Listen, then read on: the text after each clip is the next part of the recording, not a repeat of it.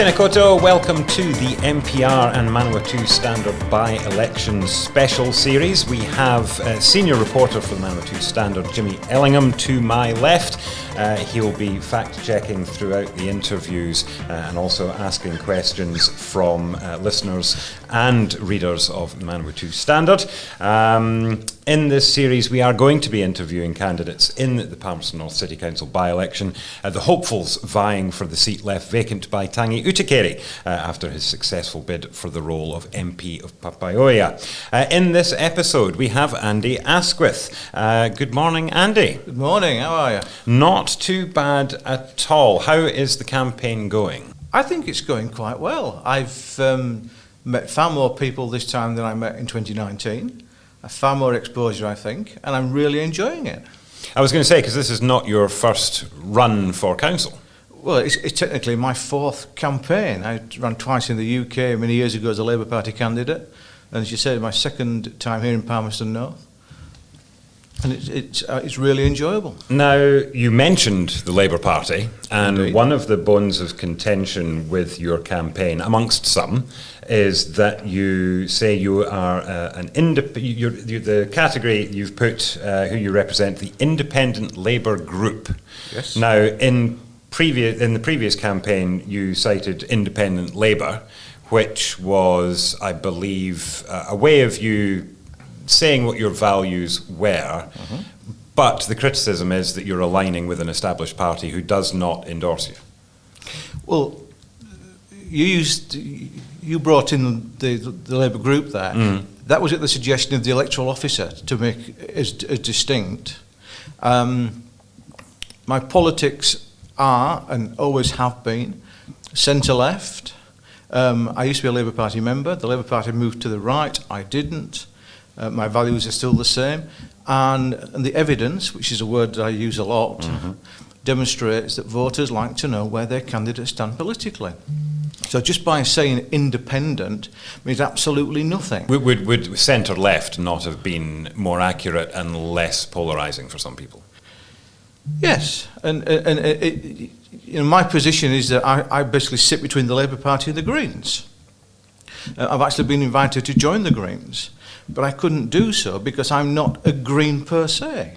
My jacket reflects my political values, my history, and my football. But is it necessary to put Labour down there when you've admitted putting independent centre-left candidate might have been a better choice? Well, I wouldn't say I would admit to that phrase. Well, it's where I historically sit. I've been a Labour Party candidate twice. My first real engagement with politics was 1984. I went door knocking for a Labour Party council candidate in my hometown. Yeah, notwithstanding that though, this is this campaign, and people are looking at this, and you've talked about a need for increased engagement between community and council. That requires accuracy and transparency, and if someone is voting and doesn't know you and hasn't had access to the information, they just see Independent Labour Group, then they're going to think you are endorsed by the Labour Party. Well, the Labour Party made it very, very clear that's not the case. I don't make any claim to that at all. When people see me and see my material, if they pick up on the word Labour, I make it explicitly clear that I'm not a Labour Party member, I'm not a candidate, I'm not endorsed by them. Fair enough, I think we've made that clear. You've said you want better consultation and engagement between the City Council and the ratepayers. This is an issue as old as time. All councillors have addressed this, and council candidates and hopefuls have addressed this as an issue. What is the solution? Well, with all due respect, I don't think they have addressed it. If that was the case, then turnout wouldn't have been 37.3% in 2019. But turnout's a nationwide issue. That's not limited to Palmerston North. You're talking about the City Council wanting having better engagement between the City Council and its ratepayers. But there are, I'll take exception with the word ratepayers. Well, it's citizens, not ratepayers. It's everyone that lives here, not just people that pay rates. Well, there's a very subtle pays rates one way or the other. Yeah, but there's a very subtle distinction there, and we have a fixation with this idea of ratepayers are the only people that count, which is not the case. We all count. Yes, but who am I excluding by using the term ratepayers? Well, it depends how you define ratepayers, but many people see the word ratepayer as someone who owns property. So people who rent, well, to be clear, I quite don't. often don't see themselves as ratepayers. There is a common narrative that people who rent pay rates through Well, their rent. I would beg to differ on that. People don't realise that. Right. For point of clarity, when I say ratepayers, I do mean citizens of Palmerston North, people that live in the city, because whether they're renting or they own their property, the money that they could put across for their property includes rates in some way, shape, or form. I know that, you know that, but many people don't grasp that. Right. Back to the point of engagement, what is the solution then? Well, there's a whole host of things that can be done. You know, one of the things that I would propose, if I'm to council, is I don't agree with the ward system, but I do think that communities feel disengaged by the lack of wards. So a simple solution to that would be to identify across the city 16 individual communities, and then to partner up a councillor with each of those communities, making sure that councillors don't represent communities that they live in. Mm-hmm. That would give each community a clear line into council. And one of the things I'm amazed about that's a New Zealand issue, not just a Palmerston North issue, is I've yet to see a councillor hold what I would call a surgery or a clinic. You know, if you look at the UK, for instance, you know that every third Saturday, Councillor Smith will be in a certain library or a school classroom, and you can go along and you can talk about whatever you want to talk about. The councillor is out there and is accessible. The council do at events and across the city, they do have the Meet the Councillors vans and setups for that. They do engage on social media. And councillors, a number of councillors I know, are prolific in being out and about and going to events and community group events. But there are quite clearly still large parts of the city that aren't being engaged and involved. And is that, because with the wards, for example, the ward committees and the ward meetings, those were always populated by the established people that vote and took an interest. The issue is getting the disinterested people. Absolutely. And I would challenge that going to a school classroom in the evening to meet a councillor at the weekend is not something that is going to encourage the disengaged. No, I'm not saying it would, but what I'm pointing out is that the things that we don't do, and we have to make a start. You know, one of the things that I also find quite intriguing is the lack of engagement with young people. You know, we have a sort of a youth council of sorts, but that's the nice connected kids. Well, the Palmerston North City Council also have the youth space, and again, social media is where youth tend to be, and the City Council has positioning there. The bottom line is that people are not engaging, so we have to do something different. So we have to look outside the box. So what is the different thing? You exclude me from the equation because I admit, I can be accused of having a vested interest in this, but there are other people at Massey, other academics in New Zealand that I know of that work in this space. And could be engaged by the City Council to go into the community. I have a colleague that does a lot of work over in Highbury. I'm not aware that there's a lot of engagement between him and the City Council in terms of outreach to connect with groups that are currently, in effect, out on the grid. I was at a council meeting several months ago, and they were discussing arts policy, and one of the councillors asked the officer what consultation had been made. And the answer was, we have a database of groups. And I'm sat there listening to this thinking, this is nuts, because yes, you have a database, but those groups are white, middle-class folks. So the councillor then followed up and said, what about if you're not on the database? And the officer said, well, we don't consult them. So the upshot from that was the officer was sent back and told to, just broaden up a little bit here. And so are you suggesting then that a good first step would be to outsource the project of getting better engagement? The word outsource is a minefield, isn't it? Well, like you said, there's people at Massey that the council should be engaging. Obviously, that's not in-house, that would be outsourcing. Outsourcing is a political minefield. So, well, how would you put it? I would engage with expertise.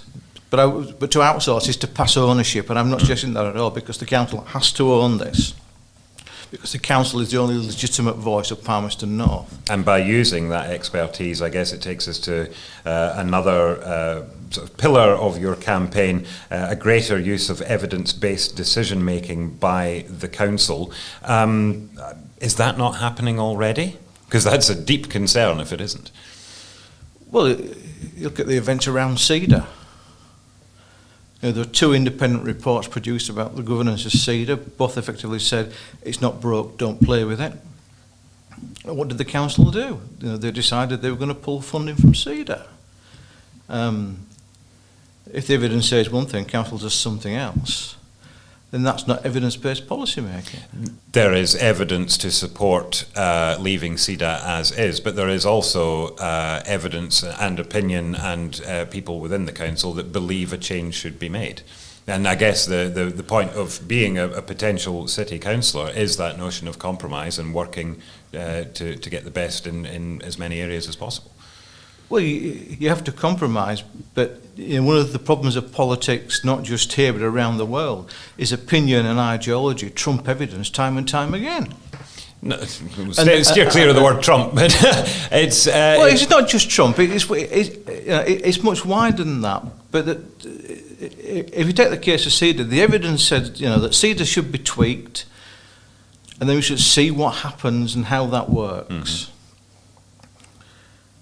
It was quite clear, do not do anything drastic. So you would take a written report from a professional as the evidence and exclude everything else and go, this is what the evidence says. I'm not, but it depends on the background of that report. The first report we're talking about was commissioned by the 2 shareholding councils. Mm-hmm. The terms of reference there were put together by the council. Cedar had very little input into that. That report didn't give Palmerston North the outcome it wanted, so they commissioned a second report. The other issue is not necessarily whether Cedar works well, because a lot of people recognise it does. Even the mayor and the councillors that supported a change recognise that it works well. But there is a lot of ratepayer money going into Cedar, and there's the cost-benefit analysis, which is different from acknowledging whether Cedar works well or not. And that was part of the issue, keeping some of the funds in-house, wasn't it? Well, as I understand it, the Chief Executive of the City Council has indicated that the work that is likely to be transferred from Cedar to PNCC, the Council probably doesn't have the capacity to deal with that. Well, you're right on that front, but again, my question is around the cost-benefit analysis. The money, we're talking about rates, keeping rates down is something that a lot of council candidates like to advocate for. This would help, wouldn't it? Well, I would question why that I'm not one of those candidates that would say that keeping rates down is a positive. Okay. Paying rates is a tax. It's an obligation if you're in a civil society that you pay your taxes. But they've got to be affordable. But it does. They've got to be affordable. We're in a post-pandemic climate. Well, they're going to be affordable, but then you get into the bigger, wider issue of should we replace rates with something like a progressive income tax then? Mm. If you're talking about affordability. So you'd advocate for rates review, or how rates are acquired? Would that be something you would stand for? Well, if you look at my history phrase, you'll see that I've long advocated for the implementation of the recommendations from the Shand report in 2008, mm-hmm. which is a fundamental examination on local government funding in New Zealand, which nobody talks about. Fair enough. One final thing I should point out the City Council do have their candidate profiles that you can look at. Also, Andy, you've managed to get a fair few headlines over the past couple of months, and people can Google those and look for those on stuff.co.nz as well. The last sentence in your statement says you want to take Palmerston North from good to great. Okay. Why is it not great? If somewhere is great, that implies complacency. It can't be better. Mm-hmm. Palmerston North is a fantastic place to live. I, like many people, moved here from other places in New Zealand. I made it as a positive lifestyle choice to come and live here. I love living here. There's so many things that I can do here and engage in that I simply couldn't do when I lived in the big city. But there's always room for improvement. Mm-hmm. So there's no, it smacked a bit of Make America Great Again, making Palmerston North great. I'm giving you the opportunity to distance yourself from any potential plagiarisation of some American politicians. Any attempt to try and tie me with Donald Trump's brush is somewhat misguided and very misinformed, as anyone who's ever known me will know. But you don't believe Palmerston North is great right now? I think it's very good. Mm. But as I say, you shouldn't be complacent and say, right, we've done it. The city image report that I read recently, that was commissioned by the American consultant that the council spends quite a bit of money on, made that very clear that Palmerston North has got room for improvement. Mm. And what would be the first step on the journey towards great? Well, it would be I can't remember the contents of the report per se, but it would be to take the report and look at the baseline there. Mm-hmm. Fair enough. We'll turn to senior reporter for the Manawatū Standard, Jimmy Ellingham. You've got a selection of questions from Standard readers and MPR listeners. Yes, we do. Thank you, Fraser, and good morning. Andy. Also, just to back up slightly, one of the things you spoke about was doing more to engage with people. If elected, were you personally committing to, say, holding those councillor clinics, or what will you actually do if elected? Yes, I've been quite clear about that, Jimmy, and I said so in 2019 as well, that I would identify places around the city and publicise, like a calendar beforehand, saying that on these dates, at these times, I will be here. And what else would you do if elected to try to improve this? Because, I mean, you holding clinics, it's for you. People can come and see you. What about the other 15 people? Well, I would hope that people would follow on through that sort of process. I've already said that one of the things that I would love to do is to identify these communities across the city and partner up councillors with them. So that's an idea you will put forward and, if elected, and see if it can actually happen. Yes. Now, I don't claim to have all the answers. I'm not that arrogant. But I do see things slightly differently. Wearing my Massey hat, it exposes me to all sorts of things that other councillors don't have exposure to.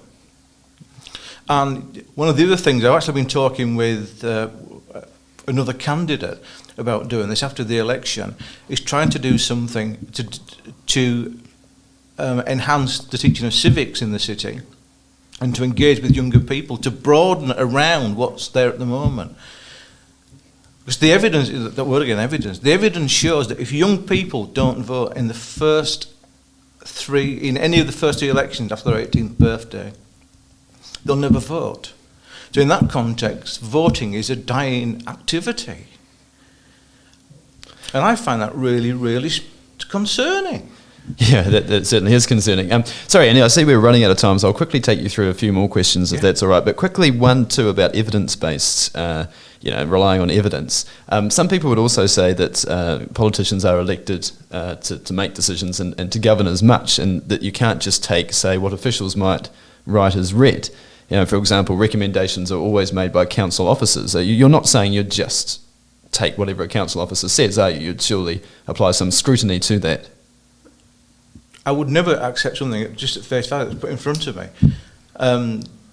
Wearing my pointy-headed hat, it's my job to question things and to verify. You don't just look at Wikipedia and accept what's on Wikipedia. You find verification elsewhere. And that's what I've always done. And that's what I will continue to do and encourage others to do. I don't believe councillors should just be there to rubber stamp what officers put in front of them. Right, so you won't just accept the evidence that the officers have put forward. Well, you're familiar with the TV programme Yes Minister. Very. A classic, rationale for not accepting what's put in front of you. Right. No, thanks, Andy. I think that clarifies that. A couple of quick questions. Readers wanted to know, the most popular question was about rates, and I think you've answered that one, but also about roads, and particularly someone's asked about cycle facilities. Are our roads acceptable, and what can be done particularly for cyclists? Well, I personally would have more dedicated cycleways. Yeah. I'm someone that owns an e-bike, and I'm lucky enough to be able to cycle from my home almost virtually all the way on the cycle path on the river into work. That's great. I think we all should have something like the opportunity. It makes sense for the environment. It makes sense, for us health-wise. So I think it's a no-brainer in the long run. And thank you, Andy. And just finally, someone asks who nominated you, and presumably who seconded you, if that's the process as well. Yeah, I'm quite happy to have nominated. My first nominator was Bob Hodgson, who's my next door but one neighbour, and a fellow Yorkshireman and ex-Massey professor. And my second nominator was also a fellow Yorkshireman, funnily enough. Stuart Burks used to work at Massey as an economist. Thank you very much, Andy, and good to see you Yorkshiremen stick together, even on the other side of the world. Well, it just so happens that we heard each other's voices and things and connected. But and there we go. Andy, thank you very much for joining us this morning. Can I just say one final thing? Very, very quickly. Indeed, very briefly. Would you want an unskilled, untrained doctor taking out your appendix? I doubt it very much. So why would you want someone who's unskilled and untrained and inexperience as your representative on council? And that is all we have time for in this episode of the MPR and Manawatū Standard by-election special here in Hancock Community House.